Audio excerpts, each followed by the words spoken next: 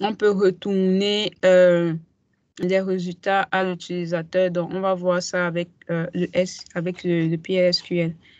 Je vais juste... je pense que j'ai oublié de faire le recording. Ah, ça y a été lancé, OK. Donc, parfait. Donc, pour commencer, donc aujourd'hui, on va voir c'est quoi, comment nous avons vu la structure d'un algorithme. Aujourd'hui aussi, donc nous allons voir la syntaxe, la structure d'un programme en PLSQL. Comment est-ce que ce programme est formé? Donc, premièrement, nous avons la section déclaration telle que nous avons vu en algorithmique.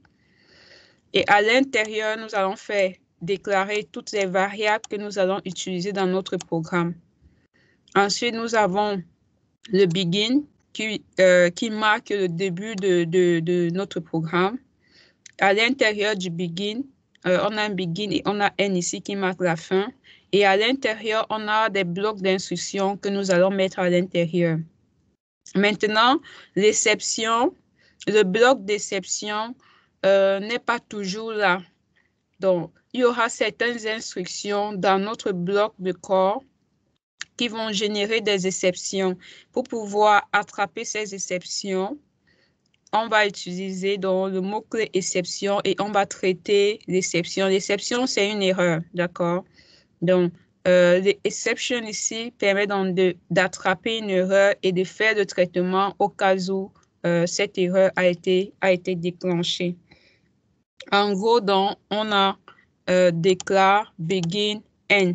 On aura toujours et toujours ces parties-ci. Maintenant, il se pourrait que notre programme n'utilise pas de variable déclarée. En ce moment, la partie déclare peut également disparaître, d'accord? Pareil comme la partie exception peut également ne pas se trouver dans notre bloc. Alors, sans plus tarder, je vais faire un déclare. Je vais faire un begin et je vais faire un end. Voilà la structure d'un programme en PLSQL. Donc, après que nous connaissions comment se structure un bloc, un script en PLSQL, nous allons maintenant voir qu'est-ce qu'on met ici à l'intérieur de la section déclaration. Comment est-ce qu'une variable se déclare? Donc, pour voir comment est-ce qu'une variable se déclare, il faudrait d'abord au préalable connaître les types de données de nos différentes variables. Alors, on a deux types de variables. Il y a les variables scalaires ou simples, telles que nous avons vu en algorithmique, et il y a les variables composées. D'accord? C'est la même logique en fait ici.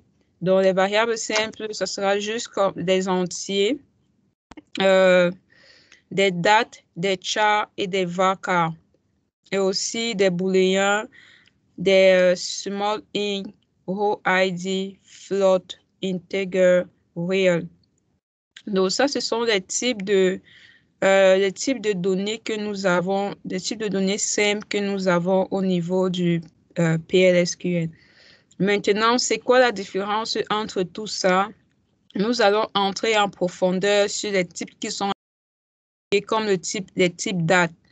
Nous allons voir comment est-ce qu'on manipule les types de données de type date. Par exemple, si je déclare une variable L aujourd'hui, donc je vais écrire en anglais L today et je déclare ça de type date. Là, je viens de créer une variable de type date. Donc, premièrement, je mets le nom de ma variable, d'accord, suivi du type de données que ma variable représente.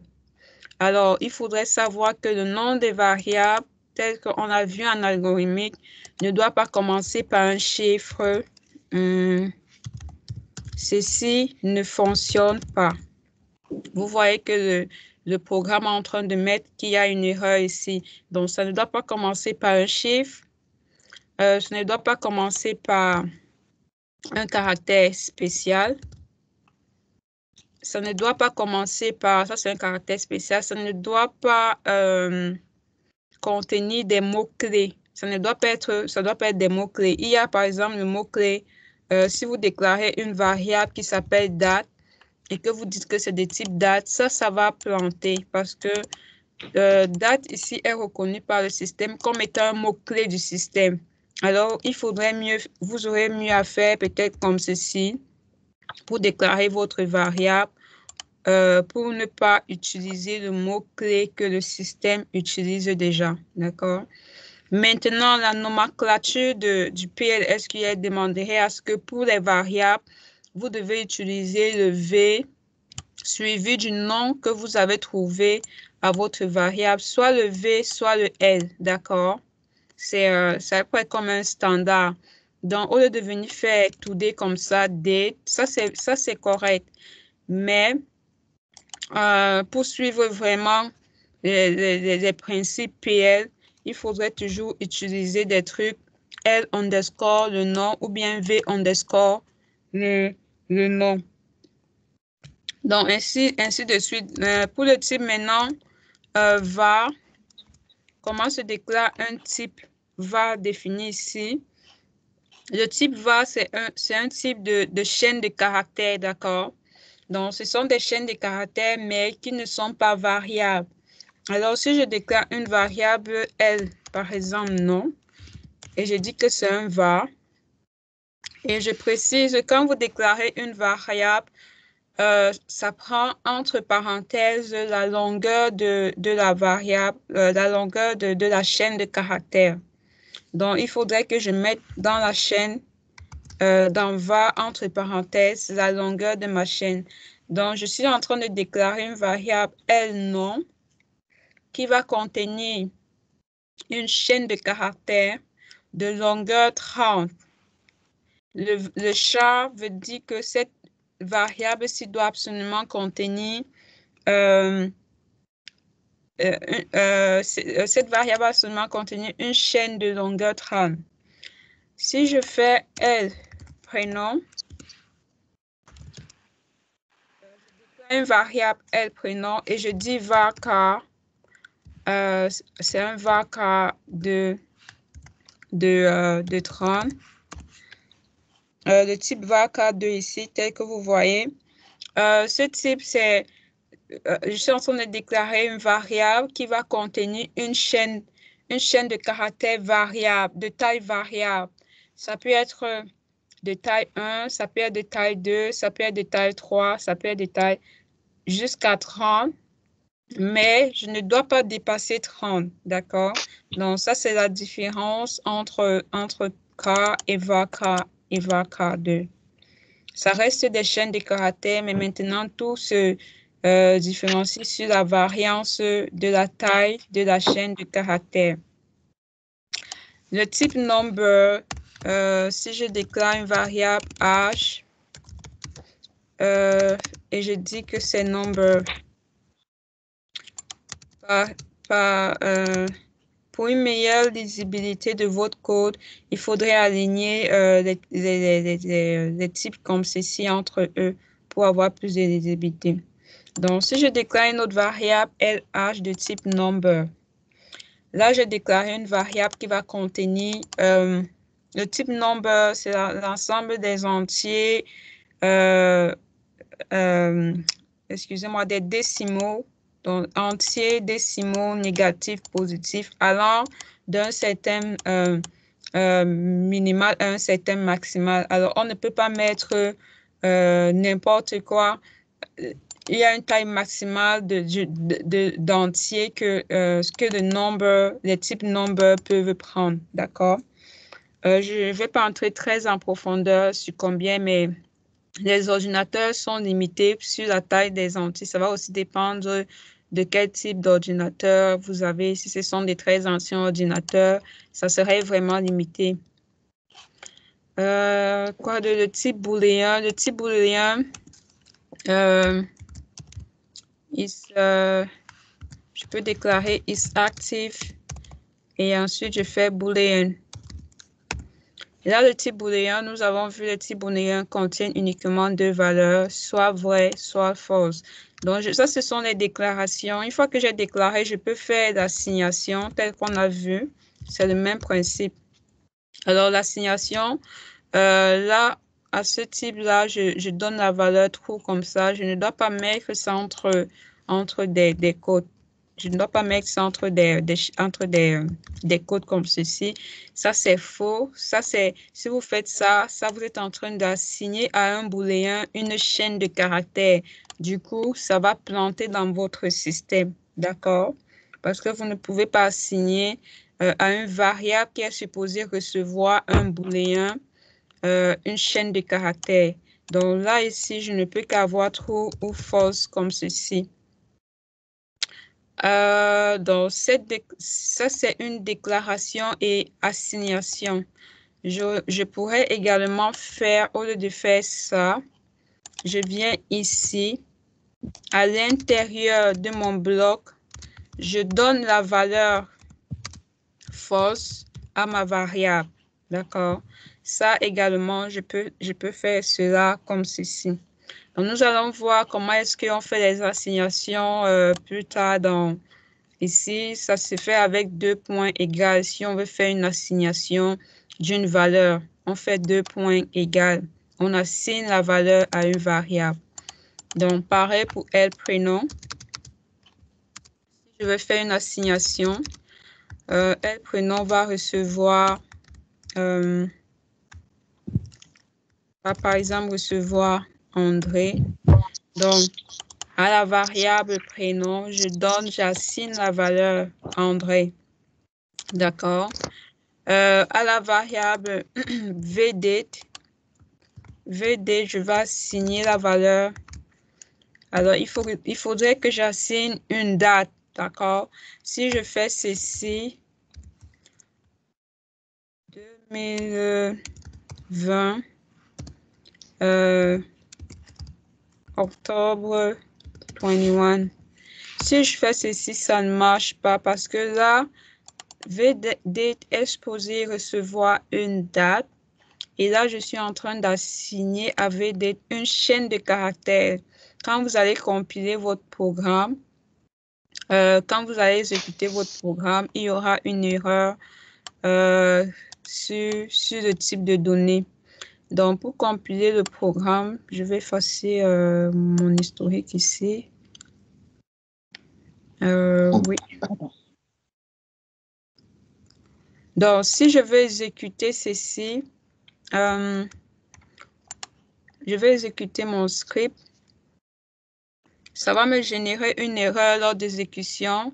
Le format d'ici, corriger le format du string to match the literal. Ça veut dire quoi? C'est ça qui est en train de... C'est la ligne aussi qui est en train de planter.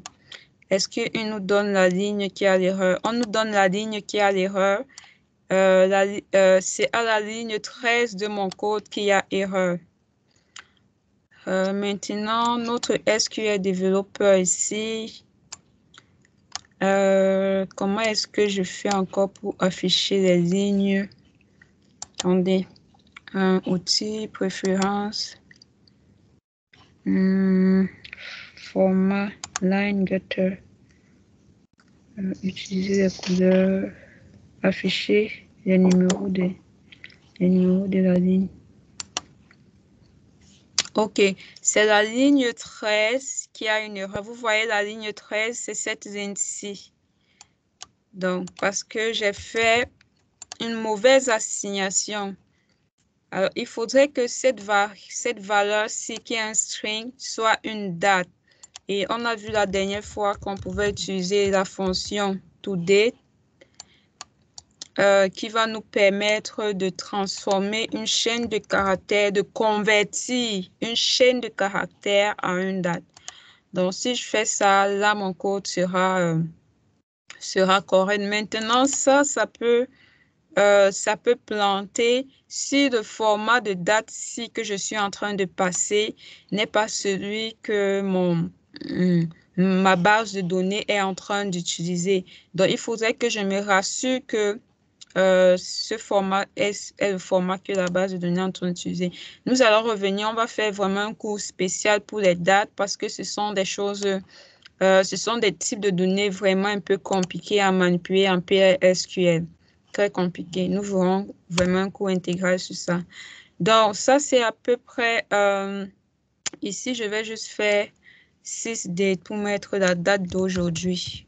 La fonction 6date en PLSQL nous retourne la date d'aujourd'hui.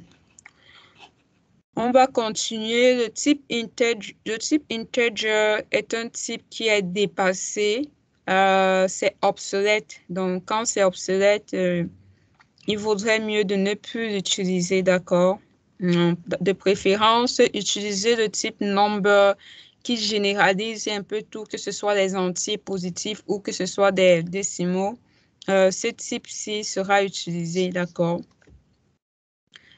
OK. Maintenant, il y a le type road ID également que nous allons voir plus tard en profondeur.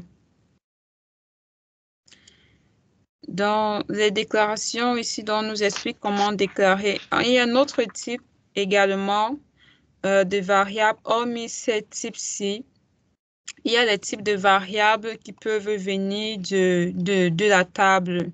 C'est-à-dire que nous avons une table ici, la table, par exemple, la table auteur, qui a déclaré ici à l'intérieur. Si on vient là à l'intérieur, on va voir au niveau de la définition des colonnes.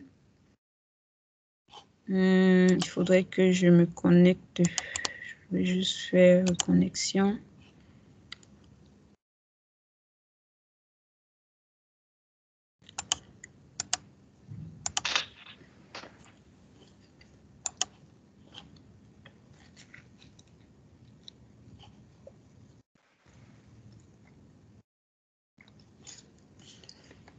OK, au niveau de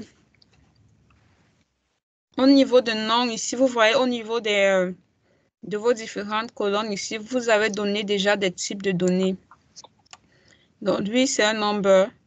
Non, c'est un varchar de taille 250. Pareil ici, pareil ici. Alors, si vous voulez utiliser dans le type de données venant d'une table, qu'est-ce que vous allez faire au niveau de, par exemple, nom? Je veux le type de données de la variable de l'attribut nom déclaré dans la table acteur. Alors, je vais faire le nom de ma table acteur. D'accord? Point, le nom de l'attribut dont je veux utiliser son type. Donc, je vais dire point nom. Et ensuite, je vais mettre % type. D'accord? Ça va me retourner le type de l'attribut nom qui se retrouve dans la table auteur. C'est ce qu'ils sont en train de dire ici. Donc là, le nom de la variable, mon nom de variable, suivi du nom de la table, point, ce nom de la table, point, le nom de l'attribut, voilà mon nom de l'attribut nom et pourcentage type. D'accord? Ça me donne le type. Il est souvent conseillé de faire ceci lorsque vous devez manipuler les données d'une table et que vous voulez accéder à la valeur d'une donnée dans la table et vous ne connaissez pas quelle est la taille maximale. Par exemple, si je venais faire un nom varchar de 100, d'accord? Et que après, plus tard dans mon code ici, je m'en vais lire les données. Je m'en vais lire les données qu'il y a dans la colonne nom de acteur et j'assigne ça à un nom. Qu'est-ce qui allait se passer?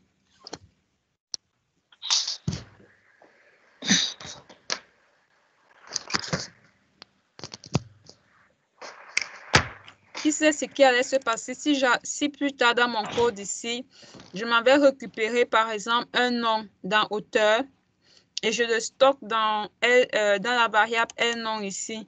Qu'est-ce qui allait se passer? Je suppose que j'avais déclaré mon nom varchar 100.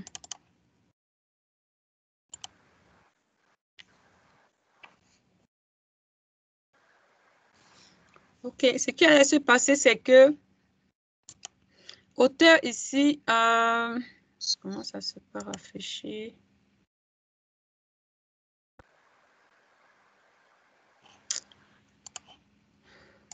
Auteur ici, en fait,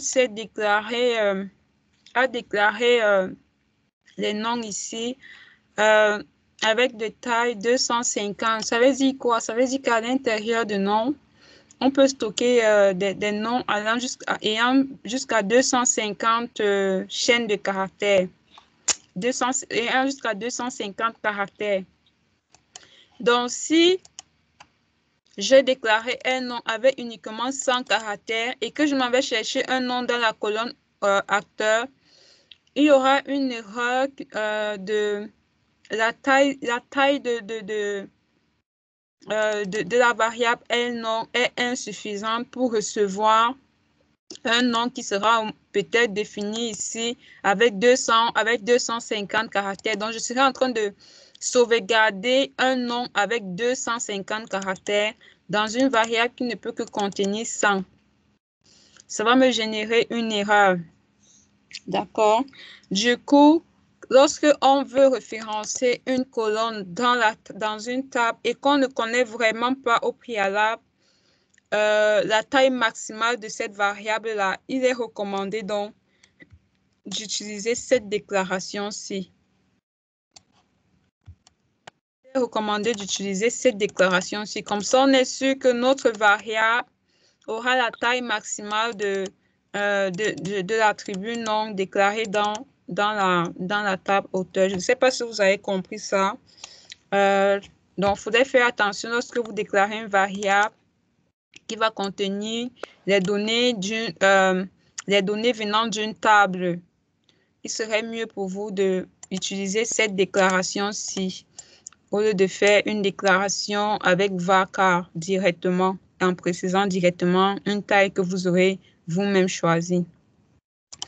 Donc, ça, c'est ce type-là. Et un autre dernier type, si je veux avoir toute une ligne d'une table, alors une ligne d'une table est appelée tube. Si je veux sauvegarder toute une ligne d'une table comme ça dans une variable, comment est-ce que je déclare cette variable-là? Alors, on va déclarer ça L-row pour dire que ça contient une ligne. Et c'est une ligne de quelle table? Premièrement, je vais spécifier la table, d'accord? La table hauteur. Et ensuite, je vais rajouter le pourcent row type pour dire que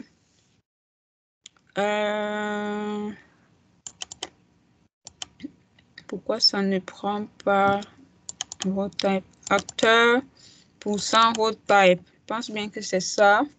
Donc, pour dire que cette variable-ci, c'est une variable qui représente une ligne dans la table hauteur. Donc, je serai en mesure d'aller maintenant pour sauvegarder les données dans cette variable-là. Je vais faire une lecture d'une ligne de la table hauteur et je vais sauvegarder ça à l'intérieur. D'accord? Nous allons voir plus tard comment est-ce que je sélectionne. Je pense qu'on peut déjà faire ça vu qu'on a fait le SQL. Alors, comment est-ce que je sélectionne une ligne de la table hauteur et je sauvegarde ça dans L-row? Pour cela, je vais utiliser forcément une requête SQL parce que la seule manière de manipuler les données dans une table, c'est à travers du SQL. Donc, je vais faire le select, d'accord, select étoile. En faisant select étoile, c'est en train de me sélectionner toutes les colonnes. J'aurais pu faire select juste le nom ou bien juste slash. Mais là, vu que je veux toute la ligne, je vais donc faire select étoile pour que ça me retourne toutes les colonnes, d'accord? Et maintenant, je vais utiliser ce qu'on appelle, ils s'appelle ça, c'est pas une clause. Je vais utiliser le into qui veut dire sélectionne-moi ceci et stock into. Le into est suivi du nom d'une variable. Sélectionne tout ceci, into ceci. Maintenant, je continue. Après le into, je fais le from. Où est-ce que tu veux que je sélectionne ça? Dans la table auteur. Et ouais, je vais juste prendre une seule ligne. Where honum, attends pour moi, honum c'est comme ça. Where honum égale à 1. Je vais juste prendre une seule ligne parce que la variable LHO est supposée contenir une seule ligne. Donc, si je ne mets pas de where ici, mon select étoile from acteur, cette instruction va sélectionner tous les enregistrements qu'il y a dans acteur pour venir et va essayer de stocker ça dans LHO. Or, le type de LHO, c'est un type qui contient juste une ligne. Du coup, je ne peux pas sauvegarder plusieurs lignes dans cette variable. Donc, quand je fais ceci, il faudrait que je me rassure que ma requête retourne juste une ligne particulière. Je pourrais dire la ligne where l'id égale 1. D'accord? Donc, il faudrait que je me rassure quand je fais le select into. Il faudrait toujours que je me rassure que un et un seul enregistrement sera retourné. D'accord? Un et un seul enregistrement sera retourné. Et là, je suis sûre que la variable LHO va contenir ce résultat-là. Donc, voilà ce qui concerne les différents types que nous avons, les types simples que nous avons en PLSQL. Est-ce qu'il y a des questions sur la déclaration des variables et des types de données?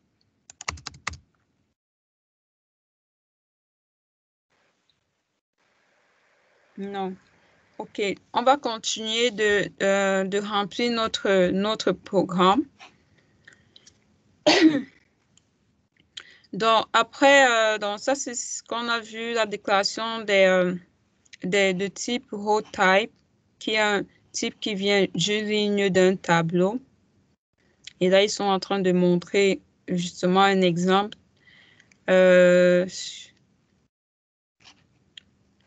Ça, c'est pour row type.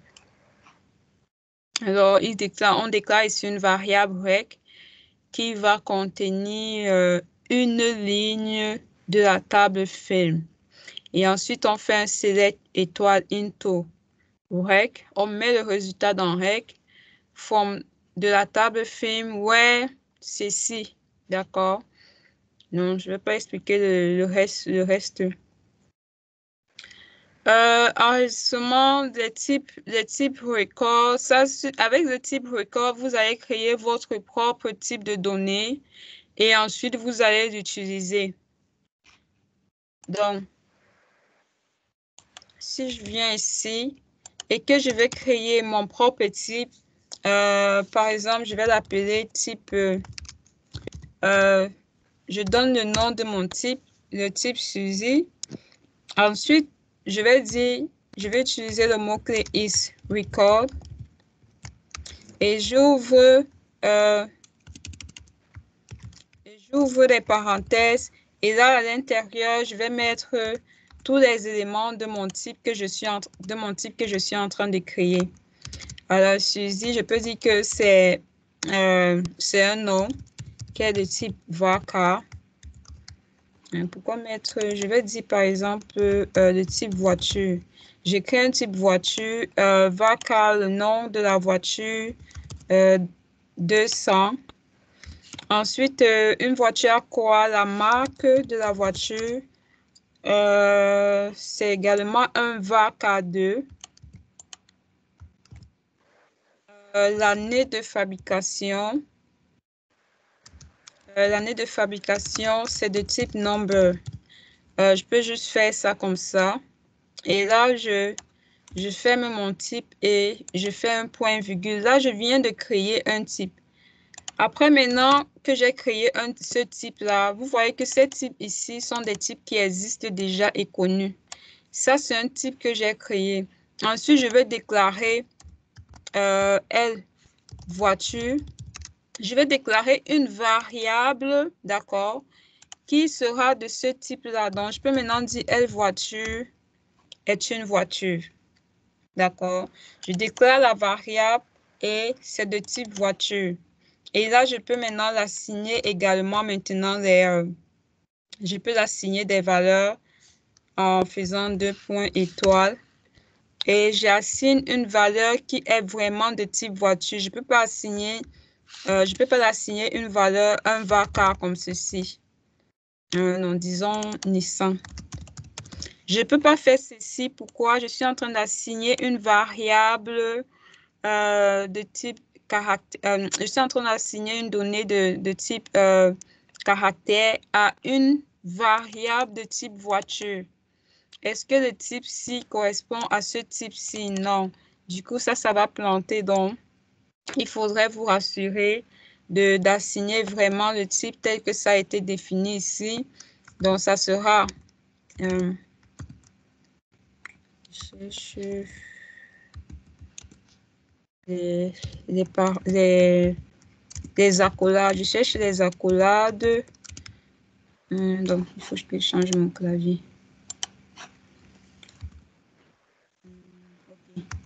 Donc, ça sera comme ceci. Et en nom, vous allez donner un nom à la voiture. Virgule, je ne sais pas quel nom. La marque, vous allez donner la marque Nissan. Et l'année, vous allez donner 2015 par exemple. OK. Ça, c'est le type, je ne sais pas si c'est la collade ou si c'est ça. 2 points. Attendez que je descende pour voir comment on appelle ça.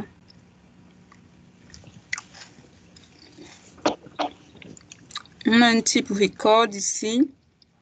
Le titre, le réel et le type du film. Alors, la manière dont on a utilisé ça ici, le type record est un type défini qui correspond exactement également au type de données qui vient d'une table. Du coup, c'est pas cette assignation que je suis en train de faire ici. Donc, on va déclarer la variable et la manière dont on va l'assigner la valeur, ça sera de récupérer les données qui viennent d'une table et qui sont présentées exactement comme ceci et de faire l'assignation telle qu'on a fait. Donc, ça peut être soit vous déclarez le type record comme ceci, soit ça c'est un enregistrement de la table, soit vous utilisez cette déclaration row type. Donc, ça serait la même chose que de faire cela. Ceci, c'est pas vraiment un truc que j'utilise vraiment. Si on peut directement avoir la déclaration d'un type de données d'une ligne d'une table en utilisant ceci, pourquoi venir encore faire toutes ces déclarations-ci là? Donc, probablement, on l'utilise dans d'autres cas, mais je vais essayer de trouver comment est-ce que je peux l'assigner une valeur à un type qu'on a créé comme ceci là. Je pense que normalement, on doit utiliser la fonction. Je vais regarder ça, je ne sais pas. OK. Ensuite, après ce genre de type qu'on peut nous-mêmes créer, on va passer au type de données de type table dans PLSQL. Alors, la déclaration du table se fait en 2 étapes. Premièrement, il faut déclarer le type des éléments de la table et ensuite, il faut déclarer la variable. C'est pareil que ce qu'on a fait ici. Donc, vous déclarez le type des éléments et ensuite, vous déclarez une variable de ce type-là. Alors, la déclaration d'une table, c'est la même chose. On va utiliser type. Ensuite, le nom du type que nous voulons déclarer is table of. le type des arguments de la table. Est-ce que ce sont une table qui va contenir des nombres? Est-ce que c'est une table qui va contenir des varchars? Est-ce que c'est une table qui va contenir des booléens? Donc, vous allez préciser le type des données de cette table-là. On a vu en algorithmique qu'une table ne contient que des données de même type. Suivi de index by binary integer. Et ensuite, la deuxième étape, c'est donc de déclarer une variable de ce type-là. C'est presque la même chose qu'on a fait ici. Exemple, on va déclarer une table de type table nom is table of varchar 20. Alors, c'est une table qui va contenir des chaînes de caractères de taille maximale 20. Et ensuite, on termine par ces mots-clés-là. Et là, on déclare une variable ici du type table nom. Donc, là, c'est le nom de ma variable du type table nom. Et on déclare une autre variable ici, binary integer. Et maintenant, pour assigner les valeurs à cette table-là, on va faire table, le nom de la table reçoit, ça c'est par exemple, la table à l'indice 5 va recevoir Dupont. Et la variable qu'ils ont déclarée ici reçoit 10. Et table de 10 va recevoir Dupont. Donc, c'est assez simple comme principe. Ensuite, les variables scalaires ou composées, on va donner la valeur, on a donné une valeur initiale à ces variables-là. Et maintenant, pour les variables de type constant, telles que nous avons vu en algorithmique, vous déclarez la variable suivie du mot-clé constant et ensuite le nom du type et la valeur. La valeur, vous pouvez bien évidemment donner la valeur plus tard. Il y a une autre deuxième manière. Vous pouvez faire la même chose en utilisant default. Et par exemple, si je déclare une variable qui s'appelle LP, LP, c'est le nom de ma variable. Ensuite, normalement, c'est supposé être un number. Ici, je fais default 3,4. Là, je viens de déclarer, ça doit être point ici. Là, je viens de déclarer, étant donné que c'est, on travaille en anglais, donc si vous faites ceci, ça ne marche pas. Donc, les décimaux, c'est avec le point 3,14. Là, je viens de déclarer une variable de type number et qui a pour valeur par défaut 3,14. Ça, c'est une constante que je viens de déclarer. Du coup, je ne peux plus faire ici à l'intérieur de mon programme. Si je fais ceci, reçoit 3. L'exécution de mon programme va planter parce que ça, c'est une variable supposée être constante. Ce n'est pas vraiment une variable et je ne peux donc pas changer sa valeur durant l'exécution de mon programme ici. Donc, ceci, je vais enlever ça. Soit vous faites ça, soit vous faites cette déclaration, cette autre déclaration, mais le plus souvent, on utilise le default. La visibilité d'une variable. Une variable est utilisable dans le bloc où elle a été définie, ainsi que dans les blocs imbriqués dans les blocs de définition, sauf si elle est redéfinie dans un bloc interne.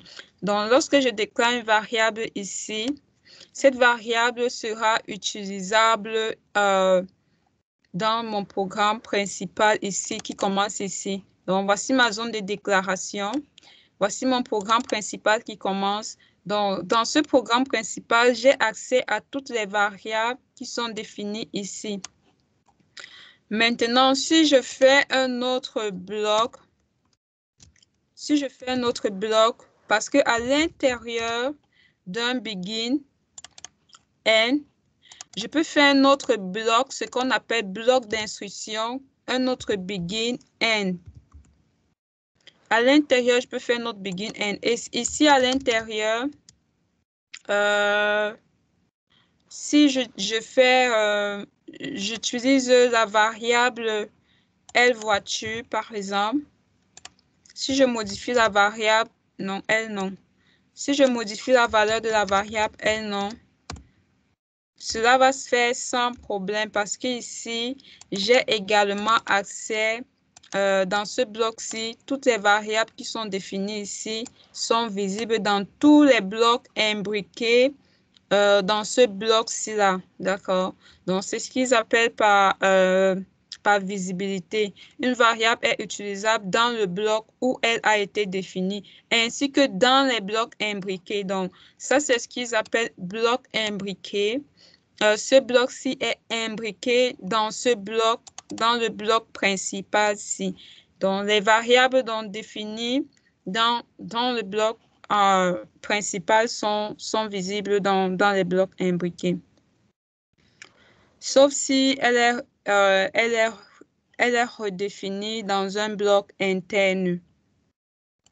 Conversion de type explicite avec toChar, today. Donc ici, on est déjà en train d'expliquer les conversions. Je vais faire notre chapitre vraiment pour le toDate, les fonctions de conversion toDate, toNumber, toChar. Donc toDate, c'est une fonction qui prend une chaîne de caractères et convertit ça en date. On dit bien une chaîne de caractères. Donc, je ne peux pas faire toDate. Je passe plutôt un nombre. Je ne peux pas faire toDate comme ça. Je passe un nombre. Ça ne marche pas. C'est une fonction qui prend une chaîne de caractères et une chaîne de caractères qui a le format de type date. Donc, je peux pas passer n'importe quelle chaîne de caractères comme ceci. Ça ne marcherait pas également. Ça va planter en disant que ceci n'est pas, quand ça va essayer de convertir, ça va trouver que ceci n'est pas une date. Donc, il faut passer vraiment le format d'une date. On va voir les différents formats de date, et comment est-ce que la fonction toDate convertit cela. Donc, ça, c'est vraiment notre gros chapitre là. Très complexe. toNumber, c'est très facile. toNumber, ça va prendre une chaîne de caractères et ça va convertir en nombre. Donc, si je fais toNumber, une chaîne de caractères 1, alors ça va me retourner 1. Donc, on peut faire cela en faisant...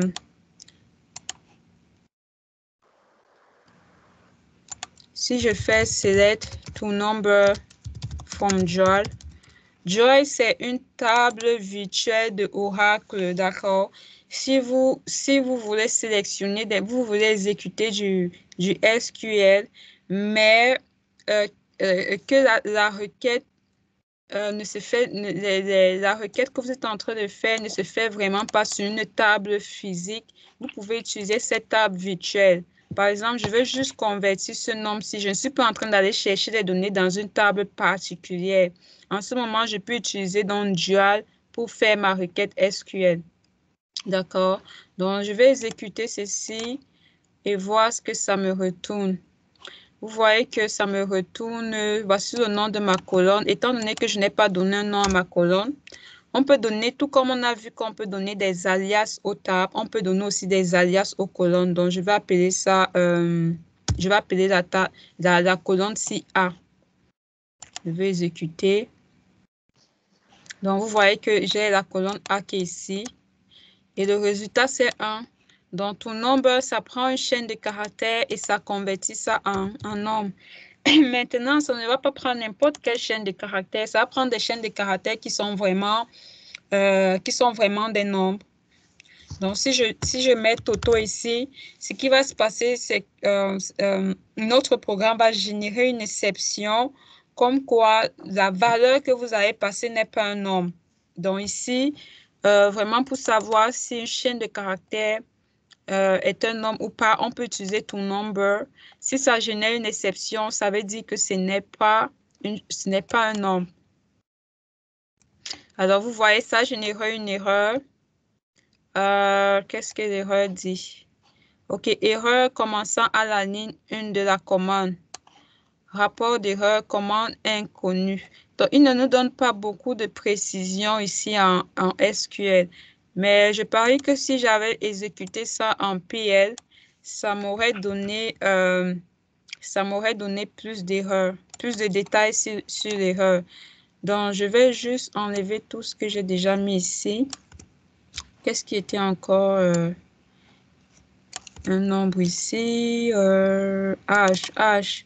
Donc, je vais faire LH reçoit 2 points to number.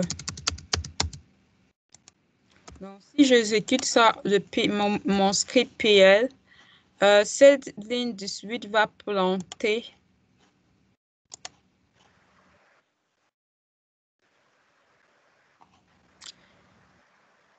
OK. OK, vous voyez qu'on a on a l'erreur à la ligne 18 et on a plus d'informations que le PL nous retourne ici, PL SQL. L'erreur ici, on nous dit erreur numérique ou erreur sur une valeur. Erreur de conversion de caractère en chiffres. Donc, ici, on nous a donné plus vraiment c'est quoi l'erreur et la ligne de l'erreur. Tandis que le SQL, ça, c'est le SQL. Et ça, c'est le PL. Le SQL ne nous dit vraiment pas c'est quoi, quelle erreur qui a été générée. Donc, ça, c'est la fonction toucha. On va voir ces fonctions-là en profondeur, beaucoup plus ces deux-là. Ça, c'est relativement très simple. Il y en a énormément de fonctions qui sont déjà définies dans le PL qui permettent déjà d'exécuter d'exécuter un certain nombre qui permettent d'exécuter déjà de répondre déjà à certains besoins. Donc, quand vous allez développer un PL, il faudrait vous rassurer que vous avez déjà la fonction qui fait telle ou telle chose. Par exemple, nous avons vu en algorithmique la fonction, nous avons vu les fonctions instruct, substring.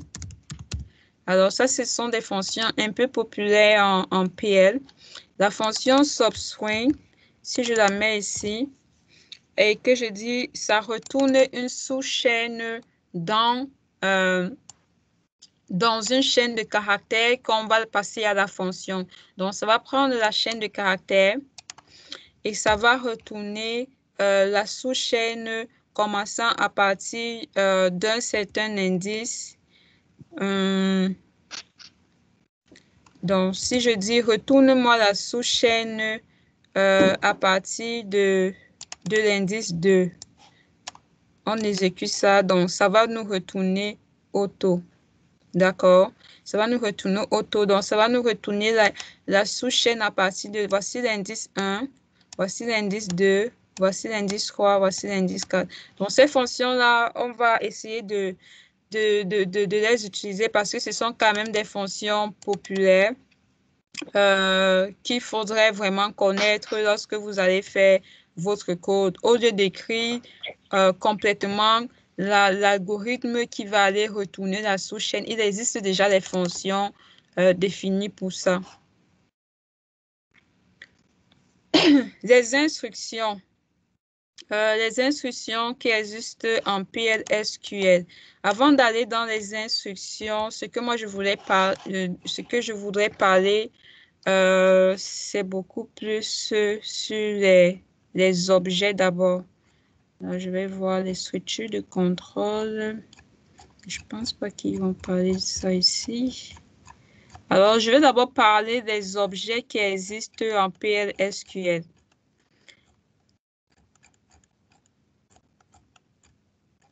OK. OK. Quels sont les différents types d'objets que nous allons manipuler en PSQL? Premièrement, nous avons déjà vu les tables. Nous avons déjà vu les tables. Le premier objet que Oracle ou bien le PLSQL manipule, ce sont les tables. Après les tables, nous avons ce qu'on appelle des vues. Après des vues, nous avons des index. Ensuite, nous avons des packages. Après les packages, nous avons des procédures. Nous avons des fonctions. Ensuite, nous avons des triggers. Ensuite, nous avons des séquences. Séquences. Quoi d'autre encore? Les triggers, les séquences.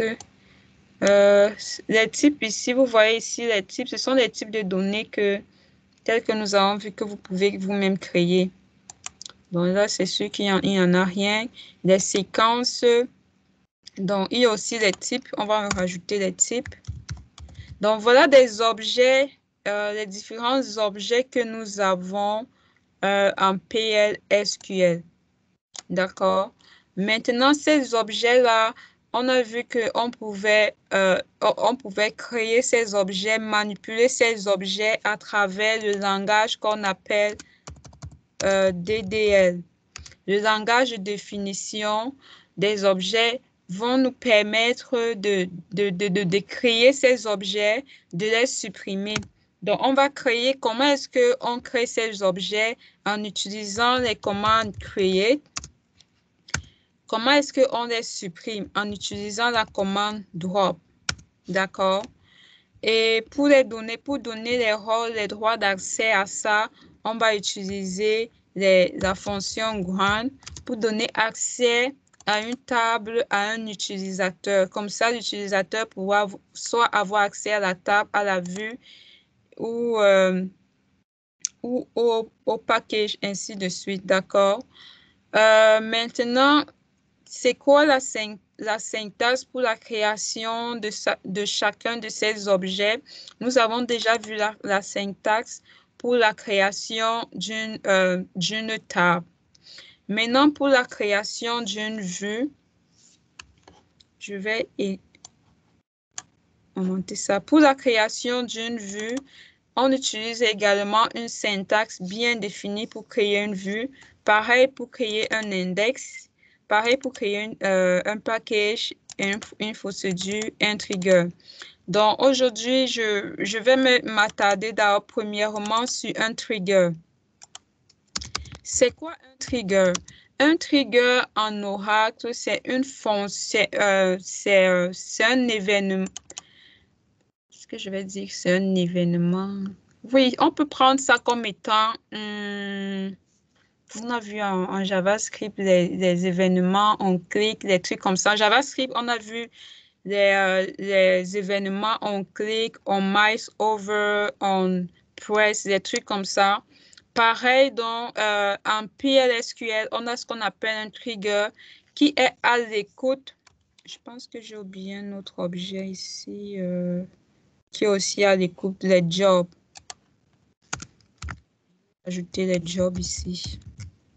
Donc, les triggers et les jobs sont à l'écoute des événements qui se passent sur certains objets. Donc, lui, il est à l'écoute des événements qui se passent sur les tables. Des événements qui se passent sur les tables. Donc, s'il y a une modification des données, insertion, ajout, suppression dans une table, le trigger est capable d'écouter et de pouvoir faire un certain nombre d'actions dépendamment de ce que vous êtes en train de vouloir faire. Alors, comment est-ce qu'on crée un trigger sur une table? Premièrement, on va utiliser le mot-clé create, suivi. Donc, j'aimerais mettre create ou replace. Pourquoi est-ce que je mets le mot-clé? Je mets le mot-clé replace parce que cette requête-ci-là, vous pouvez la relancer plusieurs fois. C'est-à-dire que si le trigger existe déjà, alors Oracle va faire le replace, il va modifier son contenu. C'est pour ça qu'on utilise create ou replace, d'accord? Create ou replace le nom du trigger. Je vais aller chercher la syntaxe. Excusez. Je vais déjà aller chercher la syntaxe du trigger.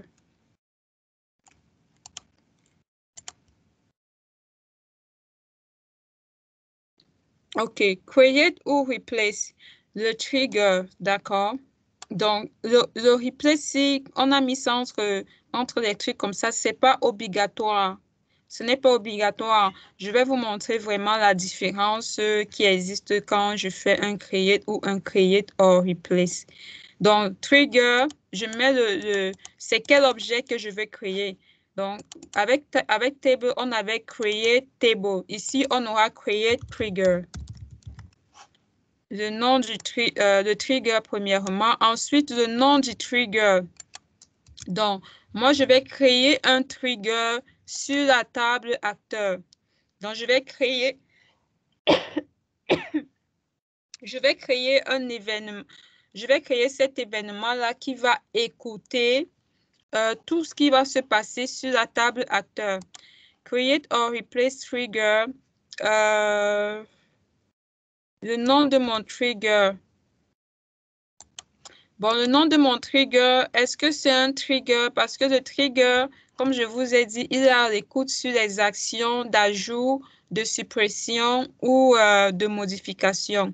Donc, je vais dire la table acteur. Alors, before, ça peut être before update insert.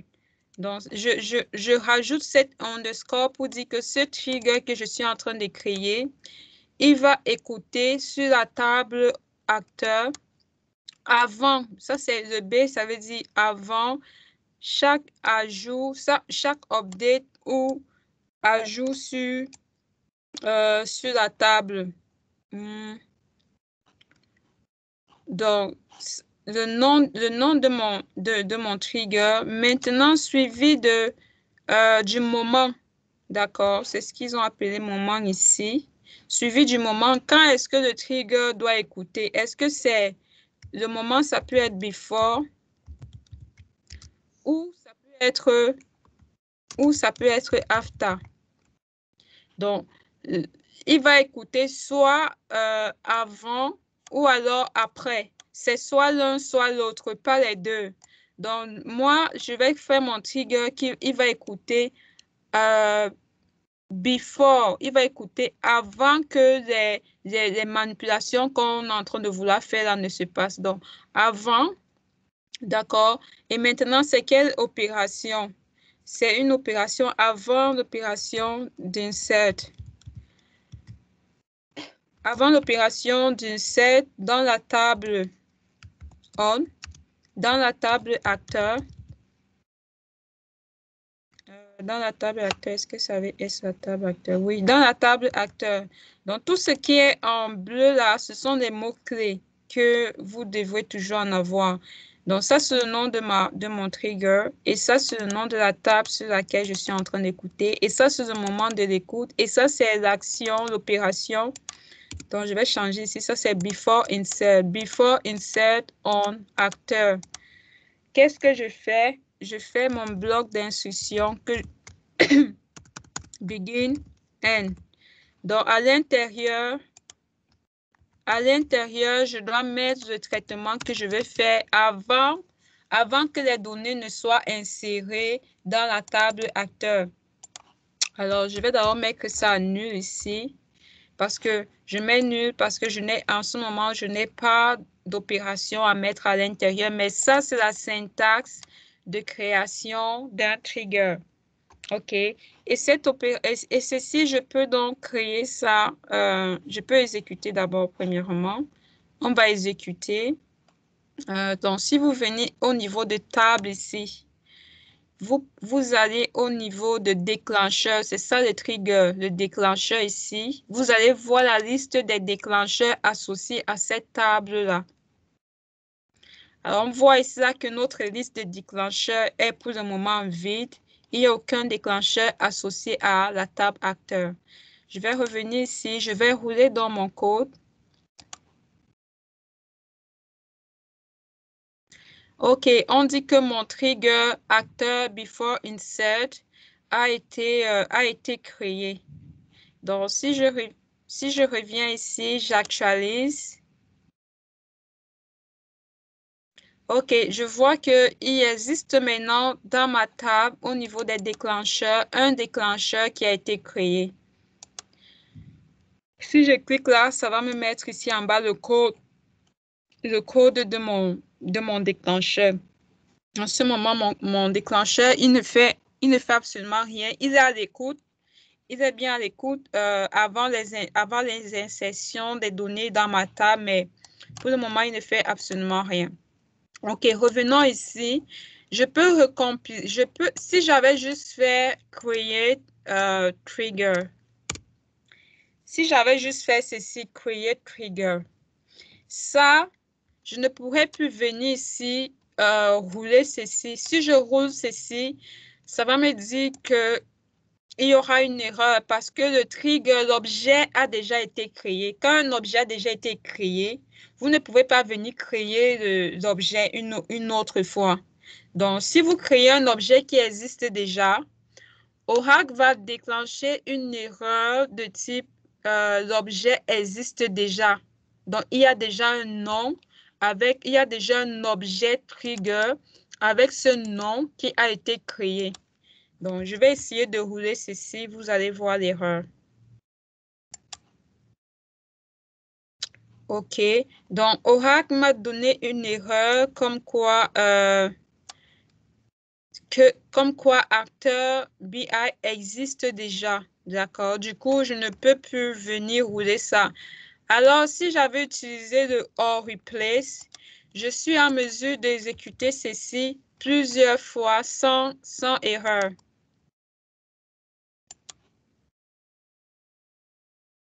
Alors, vous voyez, ça a recompilé mon trigger.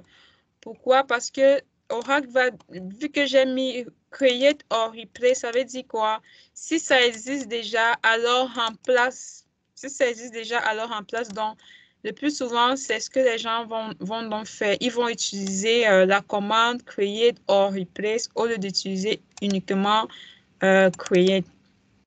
Maintenant, qu'est-ce qu'on va mettre ici à l'intérieur? À l'intérieur, nous, on a besoin que notre table acteur puisse nous générer automatiquement les clés, les ID ici. Parce que nous, quand on a fait nos requêtes d'insertion, ces ID on les a donné des valeurs. Mais maintenant, on veut qu'il y ait un trigger qui va s'occuper de générer automatiquement ces valeurs-là. Là, pour cela, donc, on va associer à cette table un trigger et on va utiliser ce qu'on appelle des séquences qui vont s'auto-incrémenter à chaque fois à chaque fois qu'un enregistrement sera stocké dans notre étape acteur. Donc là, on a créé déjà notre trigger qui fait l'affaire. Il nous suffit, deuxième élément dont nous avons besoin, c'est de créer des séquences sur la table. Oui, on va créer des séquences. Une séquence est également liée à une table, pareil qu'un trigger. La séquence doit calculer le nombre d'enregistrements qu'il y a dans la table et à chaque fois, ça va faire un auto-incrément. Donc, si on fait une autre insertion à ce niveau-ci, la séquence va passer à 11. Ainsi de suite à 12, à 13, ainsi de suite. Non, on est rendu à 17 là. Il faudrait que ça prenne le maximal pour qu'il n'y ait pas, chevauchement. Parce que si ma séquence commence à 10, quand ça va arriver à 16, ça va trouver qu'il y a déjà un enregistrement ici. Et le trigger, en voulant faire l'insertion, ça va générer une erreur parce que la séquence, quand elle va arriver à 16 et qu'on va vouloir insérer un autre 16, la contrainte qui a été définie au niveau de la clé primaire va générer une erreur, comme quoi on est en train d'enregistrer une deuxième personne avec le numéro 16. C'est la raison pour laquelle la séquence doit vraiment commencer à un nombre qui n'existe pas, à un nombre maximal, le nombre maximal plus 1 qui existe dans la table. Donc, en principe, ça doit commencer à 18 pour éviter ces problèmes-là. Étant donné qu'on a déjà commencé à enregistrer les données dans notre table, il faudrait que ça commence à 18. Parce que si vous déclarez votre trigger alors qu'il y a déjà les données là-dedans, dans la table, et que vous déclarez votre séquence, autant pour moi, votre séquence, et vous demandez à votre séquence de commencer à 1, ça risque de poser problème parce qu'il y a déjà des informations. Alors, nous allons donc créer cette fameuse séquence. Comment est-ce qu'on crée une séquence sur une table? Alors, ça utilise la même logique, hein. Je vais venir ici. Je vais ouvrir un autre onglet pour la séquence. Ça, c'est l'onglet pour les triggers. OK, je vais créer un autre onglet pour la séquence. Comment est-ce qu'on crée la séquence? C'est la même requête, les mêmes fonctions de DDL de création, c'est create, d'accord? Donc, ça sera toujours un create or replace. Maintenant, c'est quoi l'objet que je suis en train de créer? Je suis en train de créer une séquence. Create or replace sequence. Le nom de ma séquence, ça sera acteur SEQ. D'accord? Le nom de ma séquence, ça sera acteur SEQ. Maintenant, les autres paramètres, bon, je ne maîtrise pas la syntaxe. Sequence.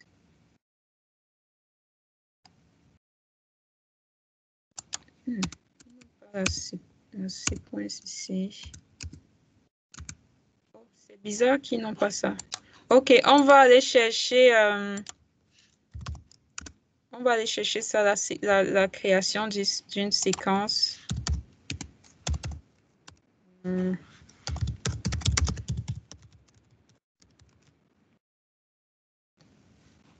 OK. Dans la syntaxe de la création d'une séquence, Oracle donne ici avec tous les attributs. Alors, ça sera create sequence. Bon, moi, j'ai mis create or replace sequence. Le nom de la séquence, le nom de ma séquence. Alors, maintenant, j'ai start with. C'est-à-dire que votre séquence, elle commence avec, voici les différents attributs qu'on peut avoir. L'incrément, le start with, le max value, no max value, min value, ainsi de suite, ainsi de suite. Alors, ma séquence, elle commence avec quel nombre? Tel comme je vous ai dit, dans notre table, on ne peut plus dire que notre séquence commence à 1. Pourquoi? Parce qu'il y a déjà des enregistrements ici. On est obligé de commencer, par exemple, à 18. Donc, ma séquence, elle va commencer à 18. Ensuite, après le start with, on a increment. Comment est-ce que vous voulez que la séquence s'incrémente? Est-ce que ça doit s'incrémenter de 2, de 3, ainsi de suite? Donc, nous, on va faire increment 1. Donc, ça va s'incrémenter de 1 à chaque fois. Maintenant, on va faire le no cache et le no cycle. Et voilà.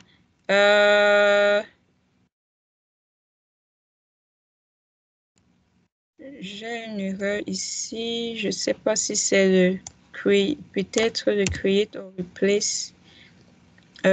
Start with increment by. C'est increment by 1. OK. Donc, voilà la syntaxe. Je vais exécuter. OK, je vais exécuter ça.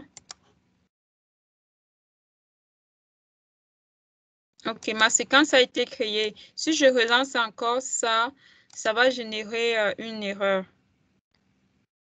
Ça va générer une erreur que l'objet existe déjà, donc je ne peux pas recréer l'objet.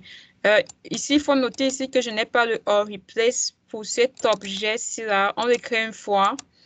Ça fait du sens parce que ce n'est pas un objet qu'on peut recompiler aussi facilement comme un trigger. Un trigger, lui, il est vraiment recompilable.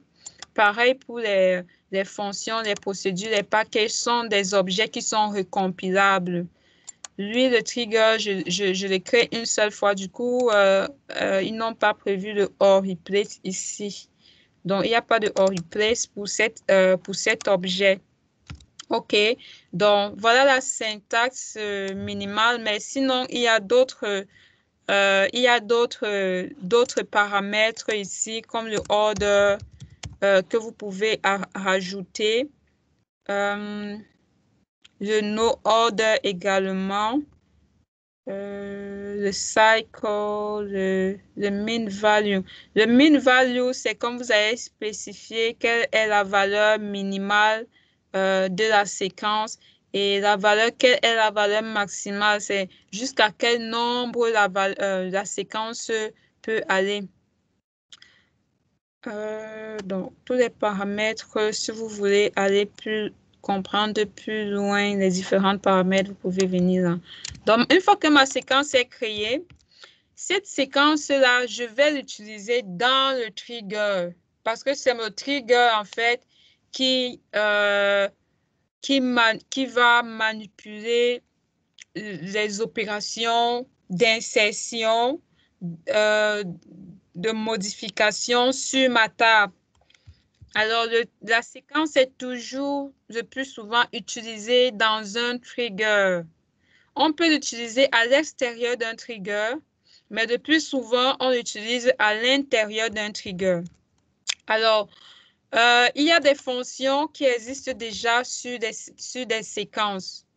Si je fais select, le nom de ma séquence, next val, cette opération me donne la prochaine valeur de ma séquence. D'accord? Ceci me donne la prochaine valeur de ma séquence. Donc, si j'exécute ça, alors vous voyez que la prochaine valeur de ma séquence sera 18. Bien évidemment, ça va commencer, vu que je l'ai créé avec 18, ça va commencer par 18. Donc, on va utiliser ceci, le nextVal, le nom de la séquence nextVal, pour avoir la prochaine valeur de la séquence. D'accord? Donc, maintenant, je vais retourner au niveau de mon trigger. Je vais modifier mon trigger. Alors, le trigger ce trigger est exécuté uniquement lorsqu'on est en train de faire un insert. Du coup, je suis sûre que ce trigger est déclenché uniquement pour les opérations d'insertion dans ma table acteur.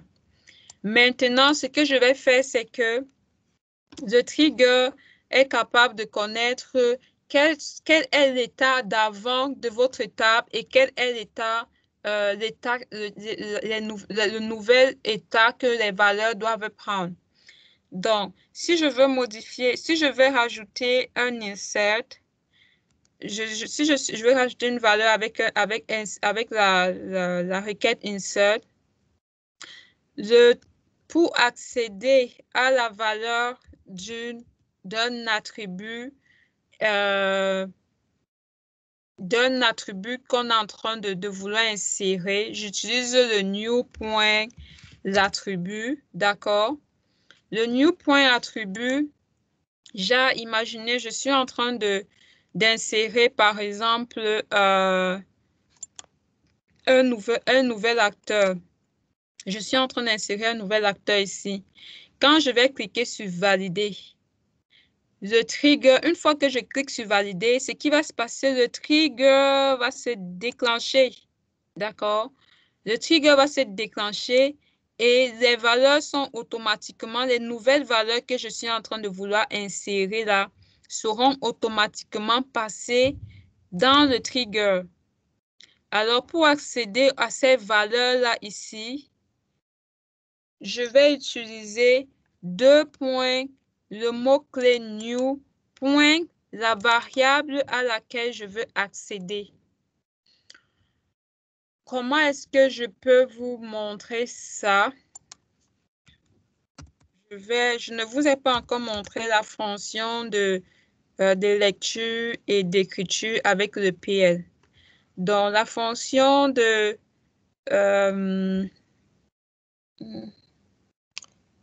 comment est-ce que je vais bloquer ça pour vous montrer comment je lis dans...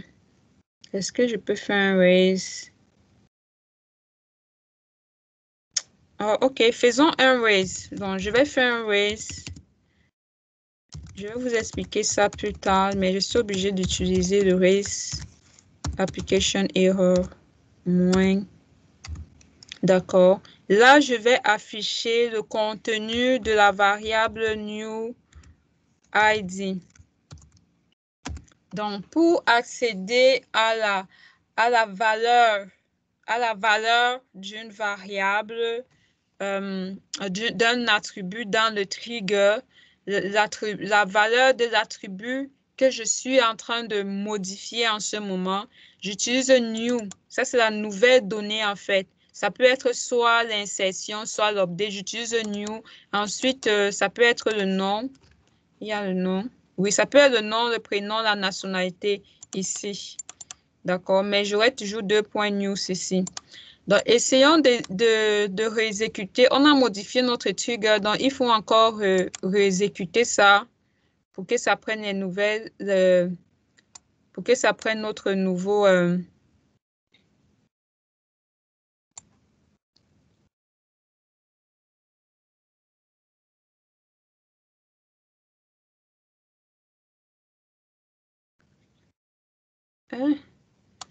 the triggers accessing new. Référence new ou all interdit dans déclencheur niveau table. Insert on.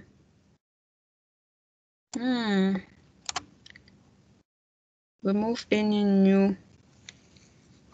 Qu'est-ce que ça veut dire là? Référence new on all interdit dans un déclencheur niveau table. Ça veut dire quoi dans un déclencheur niveau table? Ok, je vais juste prendre cette erreur pour voir si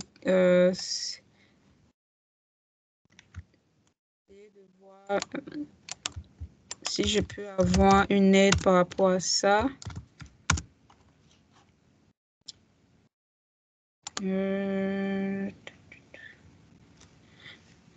Ok, la personne s'y a fait un trigger qui s'appelle flag et elle dit qu'elle a une erreur sur new. Alors la réponse, DMM trigger are either defined as table level.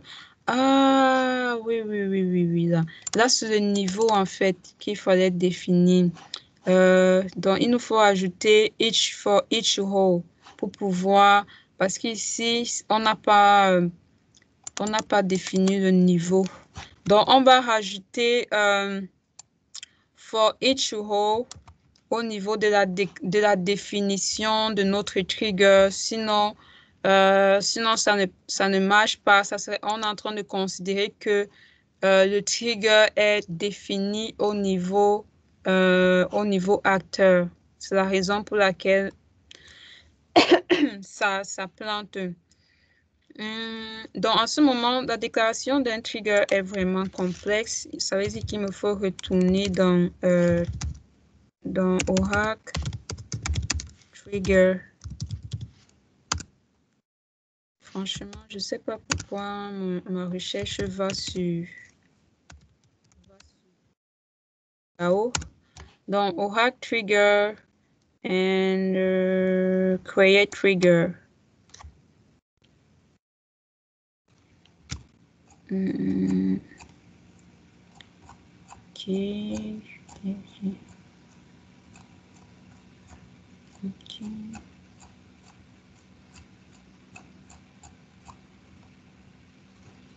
before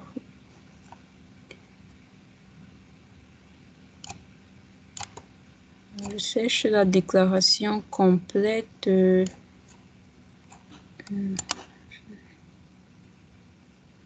Pas vraiment bien déclaré. Before insert.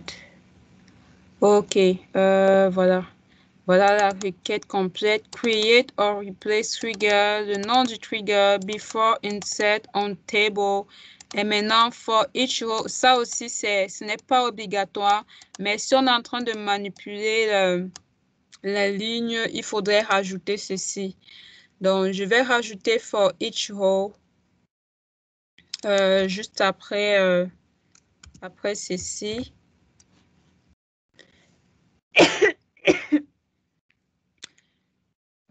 Or replace trigger before insert table restriction. You cannot create a before trigger on a view. You can update the new value. You can update the whole value. Ok, je pense que même là, ils n'ont pas donné la déclaration complète parce qu'il y a aussi des référencements à faire là. Donc, on va voir toutes ces déclarations-là de toutes les façons. Je vais recompiler mon code.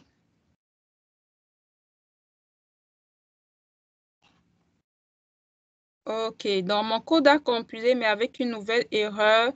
L'identifiant raise application doit être déclaré. Il y a un problème. Raise application error. Autant pour moi. Donc, raise application error. Je réexécute ça. Ok, finalement, mon trigger a compilé. Maintenant, on va faire notre test pour voir si le trigger se déclenche et que ça récupère le new ID, d'accord? Le new ID, bon, je vais venir ici, je vais donner par exemple 20. Ici, c'est haha. Ici, c'est bébé. Ici, c'est n'importe quoi. Donc, si je fais Save, vous allez voir, quand je vais cliquer sur Save ici pour valider, ça va aller déclencher le trigger. Et le trigger, qu'est-ce qu'il fait? Il génère une erreur. Le Raise Application Error aussi génère une erreur en affichant l'erreur. Donc, ici, là, l'erreur, moi, ce que j'affiche, c'est le nouveau ID. Donc, testons ça. OK. Bon, voici la sortie ici. Erreur lors de l'enregistrement des modifications dans la table Classroom. Pourquoi ça ne m'a pas affiché le Raise Application?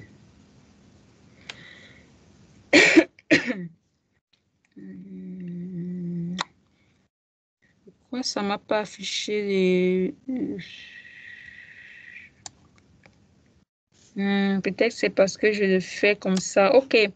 Je vais laisser ça. Je vais faire un rollback. Je vais annuler tout.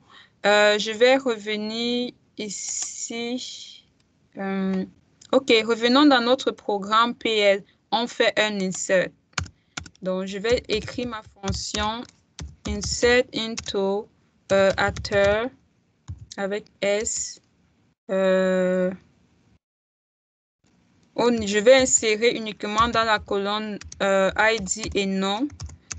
Je vais insérer juste la colonne dans la colonne ID et nom. Insert value. Donc l'ID sera 20. Le nom sera Toto.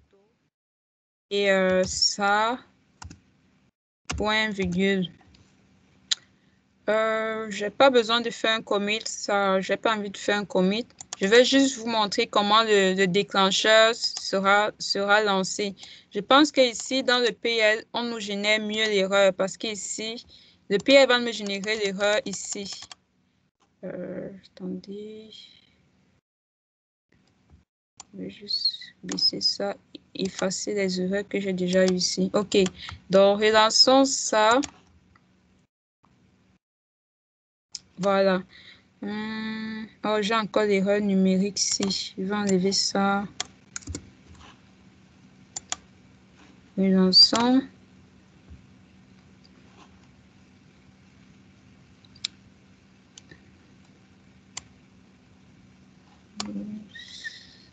Ça ne me donne vraiment pas le détail. C'est bizarre que ça ne me donne pas le détail vraiment de l'erreur. Comment je fais ça? Data frame.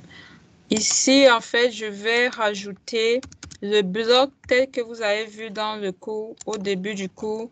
Je vous ai montré la syntaxe d'un code en PL. Et je vous ai montré qu'on doit avoir la section déclaration, la section... attendez que je retrouve ça.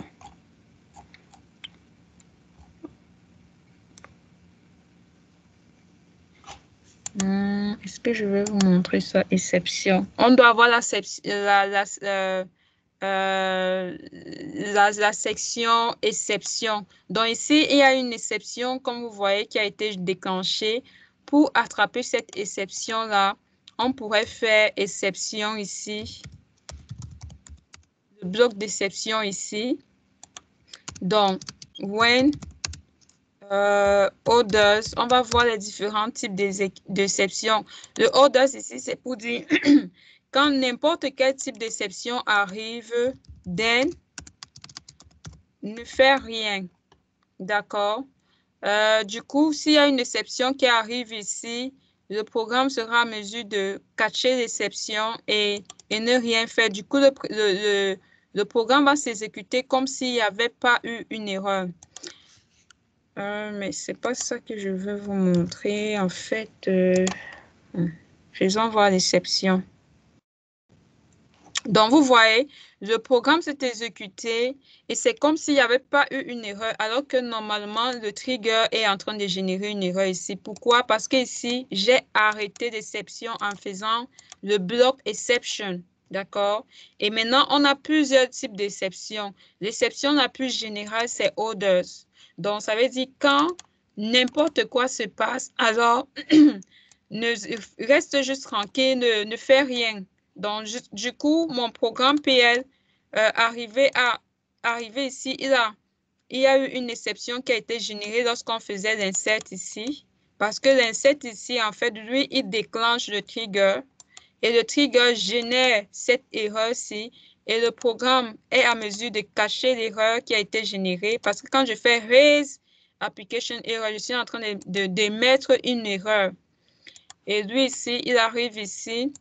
Il écoute l'erreur et il ne fait rien. Du coup, le programme ne retourne pas d'erreur, mais il y a vraiment une erreur. C'est juste que l'erreur a été mieux gérée à travers les exceptions. Donc, les exceptions sont utilisées pour gérer les erreurs. Moi, en fait, je voulais vous montrer comment est-ce qu'on accède aux valeurs qui sont en train d'être insérées ou modifiées dans un trigger. Comment est-ce qu'on accède à ces valeurs-là? C'est en utilisant le 2.new.id. Finalement, mon erreur, je n'arrive pas à afficher ça.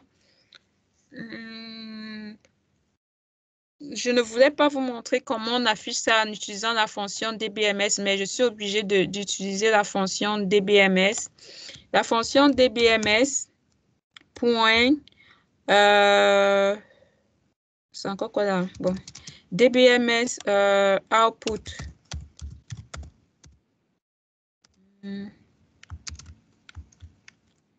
Output.putLine. Ça, c'est la fonction en fait de Oracle pour afficher les données.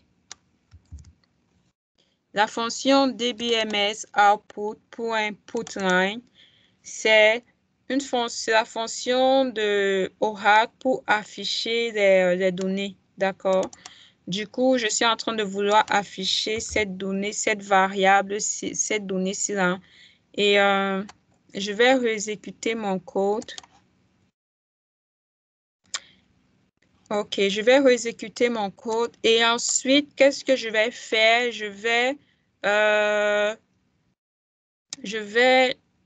refaire mon programme. Et pour cela, la fonction DBMS affiche en fait les données au niveau de la sortie SGBD. Donc, il faudrait que je lance la sortie SGBD pour que vous puissiez voir, ce que ceci va retourner. OK. Donc, il faudra observer ici, il y aura un résultat qui sera retourné ici. Je reviens donc dans mon PL. Je relance l'exécution de mon PL. Donc, vous voyez que 20 a été affiché ici. Ça veut dire quoi? Ça veut dire que le trigger, lui, il a affiché, il a récupéré la valeur, d'accord? Et il a affiché le new ID. Donc, j'aurais pu dire, affiche-moi plutôt le new nom, le nouveau nom qui est en train d'être ajouté dans la table. Je vais recompiler. Vous voyez la puissance du hors replay. Ça me permet de recompiler mon trigger sans problème. Je recompile mon trigger et je relance mon code PL. Ça va générer une erreur parce que le a déjà été inséré. Du coup, il y aura une erreur de primary key constraint violation. On est d'accord?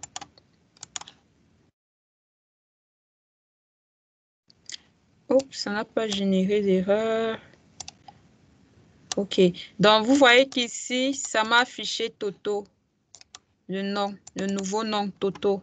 Donc, c'est comme ça que je peux avoir accès à la nouvelle information avec new, 2.new.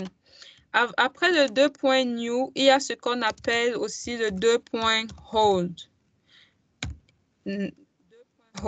2.hold est beaucoup plus utilisé quand on est en train de faire un update, d'accord? Un update, quand vous êtes en train de faire un update, ça veut dire quoi? Ça veut dire que l'information existait déjà et vous êtes en train de faire la mise à jour. Du coup, je peux, avec un update, avoir accès à la nouvelle information avec le new et à l'ancienne information que je suis en train de modifier avec le hold. D'accord? Donc, avec le update, j'ai accès à ces deux-là. Mais étant donné que je suis en train de faire un insert, si je fais hold ici dans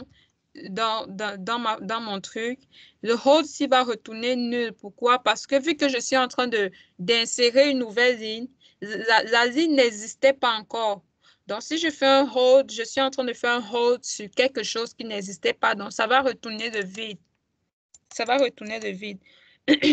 Maintenant, on va donc continuer, essayer de mettre en place notre trigger qui va auto-générer les données dans notre étape acteur. Donc, vous voyez ici, le Toto 20 a été inséré, mais je n'ai pas fait de commit. Hein.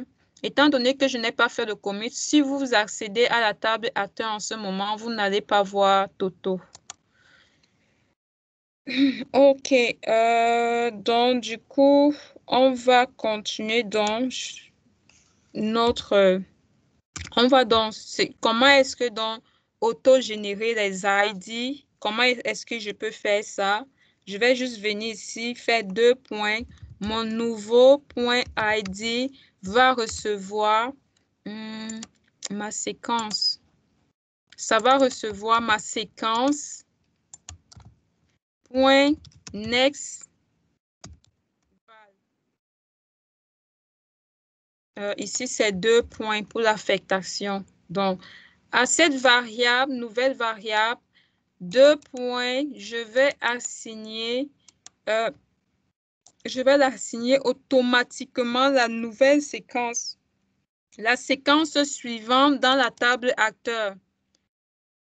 Et là, ça va automatiquement, à chaque fois que je vais faire des inserts, donner une valeur à l'attribut ID.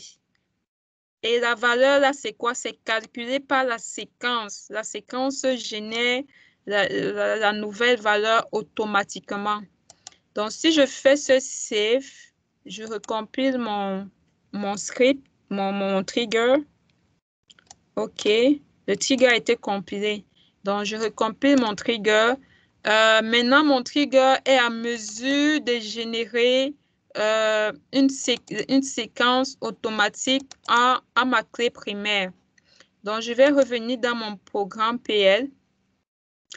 Je n'aurai plus besoin au niveau de Unsert de préciser l'ID parce que maintenant, l'ID est auto-généré. Je n'ai plus besoin de faire ceci.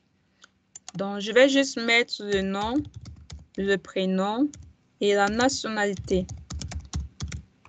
Donc, le nom va recevoir Toto, le prénom.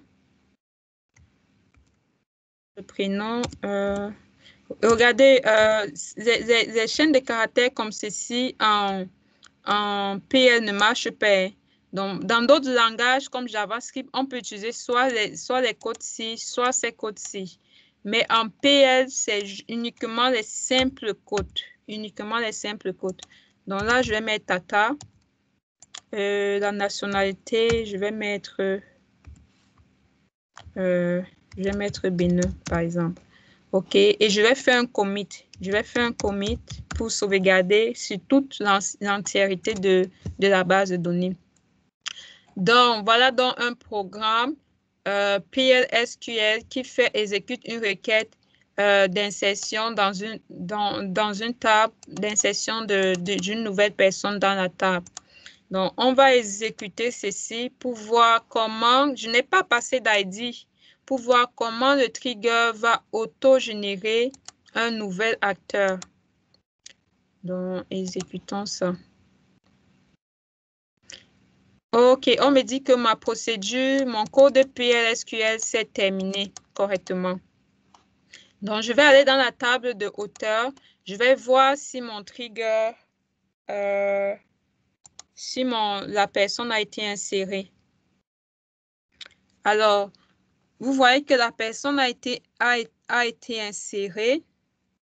On a 19, Toto, Tata, Bénin qui a été inséré. Et vous voyez que l'ID a été automatiquement généré parce que le next value me donnait 19. Apparemment, maintenant, ici, il y a le 20 que j'ai inséré là qui est là. Donc, si je relance mon code, ça va planter étant donné que ma séquence, la prochaine valeur de ma séquence, ça sera 20. Donc, la prochaine valeur de ma séquence sera 20. En insérant dans la table Toto, dans la table acteur, je risque d'avoir une erreur parce que en voulant faire l'insertion, on va trouver ce 20-ci. Donc, je vais juste supprimer ça.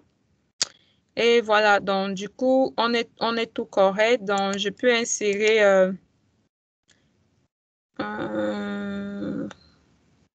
je pense que c'est... Attends, si je relance ça, est-ce que ça passe à 21? OK, ça passe. À chaque fois que vous faites NestVal, vous êtes en train d'incrémenter la valeur de votre séquence. Donc, chaque fois que vous faites NestVal, c'est en train d'incrémenter sa valeur. Donc là, on est rendu à 22. OK, donc là, ça serait correct. Si je relance une autre personne, automatiquement, l'ID sera créé. Donc, c'était le but de ce cours aujourd'hui. Je voulais vous montrer comment est-ce qu'on crée une séquence, on crée le trigger et on l'attache aux tables. Donc, le devoir que vous aurez à faire, donc, ça sera chacun va créer la séquence pour... Fallon va créer la séquence pour la table cinéma avec le trigger, avec son trigger pour générer automatiquement les clés primaires dans cette table-là. Film acteur sera géré par Pascaline, film réalisateur Michael, film Juvenal. Donc, vous allez mettre en place les triggers pour chacune de ces tables et qui va générer automatiquement les clés primaires. Donc, je ne sais pas si vous avez des questions. C'était un peu trop d'informations. Mais on va essayer d'aller petit à petit en faisant directement des pratiques comme je suis en train de faire là, comme ça. C'est en faisant la pratique que vous allez mieux voir. Mais sinon, il y en a tellement, tellement d'informations. J'essaie de voir comment je peux séquencer ça sans que vous ne vous posez trop de questions. Mais c'est quoi ceci, c'est quoi cela? Mais je pense qu'en faisant la pratique, vous allez très mieux comprendre. Donc, ça sera tout pour ce cours. On va continuer de PR pour samedi. Est-ce qu'il y a des questions?